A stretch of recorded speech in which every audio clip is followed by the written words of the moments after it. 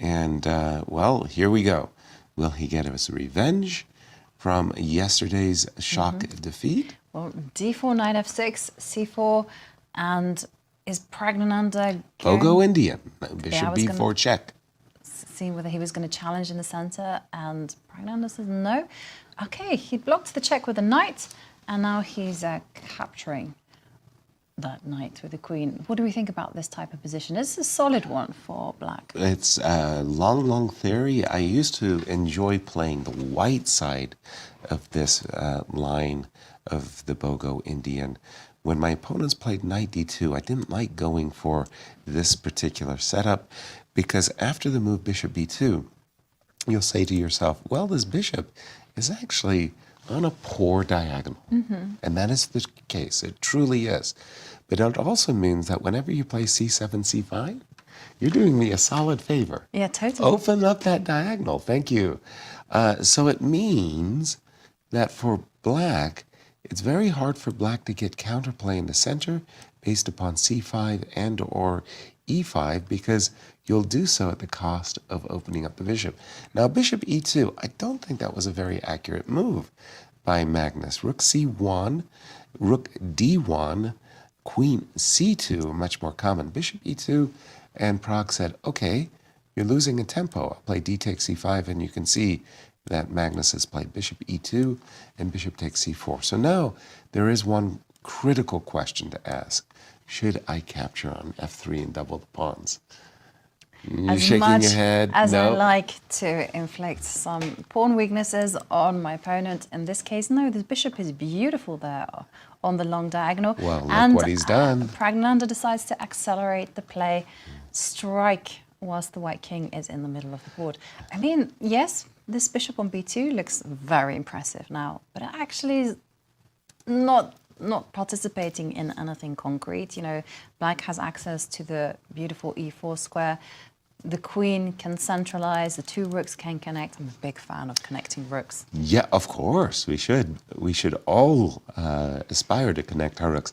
I'll have to disagree with you, though. That bishop on b2, it's going to be a lurking monster for quite a while. You're right, nothing concrete and immediate. No. Nothing concrete and immediate for white, but there's always, the threat is stronger than the execution. One day when that diagonal is open, it's going to be a big, massive advantage white. We'll see what Pragg is going to do. He's got to do something rather quickly, and he might even be thinking already about moves like b5, bishop takes b5, and queen a5 check as a way of getting some counterplay. If white is allowed simply castles, bring the rooks to the center. Then white has that small edge. Well, he's got the two bishops. Yes. And our predecessors called it a minor exchange. You won. Well, I have a question for you. If you capture on d4, which way are you recapturing? And Praggnanandhaa has gone for it. Bishop takes. And here... And he played after bishop takes some moves. I saw taken. And now the big question is, how are you going to harass these bishops? Well, again, I'm going to play castles and bring exactly. my rook to the Rooks center. to the center. You're and then welcome to play eyeballing e5. You're welcome to play e5 if you like. I mean, not immediately. Right, yeah, doesn't matter. After you play e5, I've castled. I'll put my bishop back on b2. My bishop on c4 will be looking pretty good, lurking, if you won't. And your knights won't have really But he's gone squares. for a6, your idea of playing b5 and just asking questions to the light square bishop. But queen b2, setting up a battery on those dark squares. Yeah, and looking to redeploy his bishop back to e2 after the move b6, b5. Not convincing play, but even so, after a little hesitation by Magnus, still like his two bishops. I like the dark square bishop on the long diagonal, and well, here we go. Bishop takes knight. Pawn structure has been crippled somewhat. Yeah, and now queen to e7. Okay, so here's a key moment. Question for ourselves, do we want to allow e5 or not? Personally, I'm castling. getting my king out of danger and allowing e6, e5. Others might like the move f4 just to slow down e5.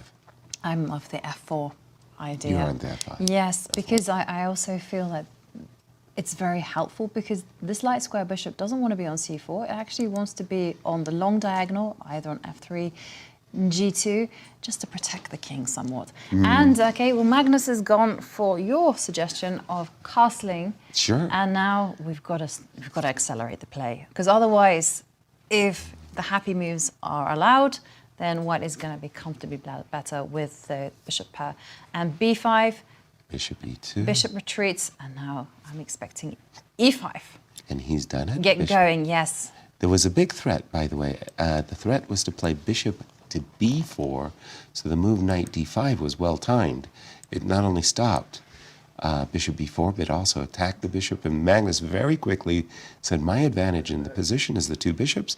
I want to preserve them. Bishop a5. And in terms of the clock time, we see that Yes. Pragg is actually lagging seriously behind on the clock. It's now down to 1 minute and 15 seconds, whereas Magnus, 3 minutes and 46. He has That's all a the comfy. time in the world. That's a comfortable advantage. If I'm in white shoes, I'm very eager to play the move king h1 and rook g1, utilizing the g file so I can play for f4. I was wondering about queen h4 for Pragg to post up. He didn't do it, and again, I'm kind of expecting the move king h1 followed by rook g1. Those half-open g files can be useful. Nope. Again, rook c1. Playing for the open c file, rook c1. Okay, but there's no entry points as of yet. No. So Pragg c6, just plays rook c7. a c8. I see an open king and I want to head that direction. And so I was expecting maybe f5. And, well, we see the trade of rooks. And Magnus is saying with the rooks off the board, But this any must be good for white. Oh yeah, well it's been good for white ever since the two bishops. I want to say that the slight vulnerability with the rooks off the board of the white king is lessened. There's no rook checks. Good move. Knight to e7, covering the c8 square. Maybe playing for knight c6 as well. Ooh. And just to update you Please. on some news between Vincent Keymer and Wei Yi. Wei Yi in trouble against Vincent Keymer. That's an alert. So if Magnus wins and Wei Yi loses, Getting a little tight. 1.5 point difference. The gap could narrow, but it's a 2.5 point gap. That's huge. By the way, queen c7 was a really nice move, and so was a4. Again, that whole point is that when you think about chess in the sense that we're both starting with 8 pawns, over the course of the game, it's natural that we will trade pawns. As we trade pawns, the position opens up, and as the position opens up, the bishops start to assert themselves. And talking about the bishop, well, that's the bishop point. has come in to c4, attacking the queen.